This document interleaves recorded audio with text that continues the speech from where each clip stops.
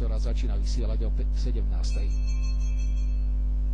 Práve sa začala cena OTP banky s podtitulom Cena Pets Music, rovina listed na 2000 metrov o 320 000 slovenských korún pre trojročné a štvoročné kobily s 10 aktérkami. Kone sú prvýkrát pred tribúnami, kde ich môžete pozvoliť pod leskom, a v čele už je dvojica Agneska a Genevel Dancer, ďalej potom Never Blue, ďalej trojica Koteria, od bariéry Donia Žira Milana, zvonka rozdáva metre Joka, na chvoste balíka potom od bariéry Parta, Forlista a favorizovaná The Moon and Back.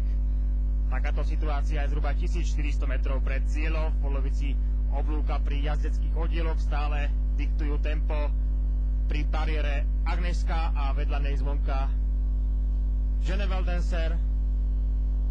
Na tretej pozícii už je Never Blue. Dobre sa drží aj Joka. Na 5. priečke v tejto chvíli Milana, za ňou Koteria,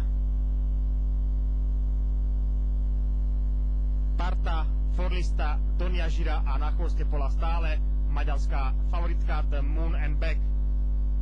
Na konci protiľavej steny na prvej pozícii stále Agneska, Never Blue sa už posúva na druhú, spolu tesťou aj Genevel Dancer, Joka blízko štvrtá, so šancami ešte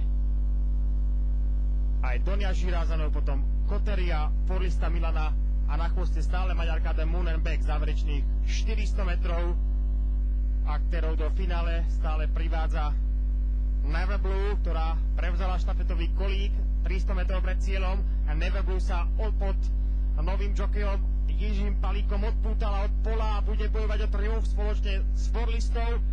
Záverečných 100 metrov Forlista prechádza do čelavostiev a víťazí pred Never Blue. Forlista, Never Blue, Donia Žira, ďalej potom The Moon and Back, Parta na tabuli bez peňazí, Milana, Koteria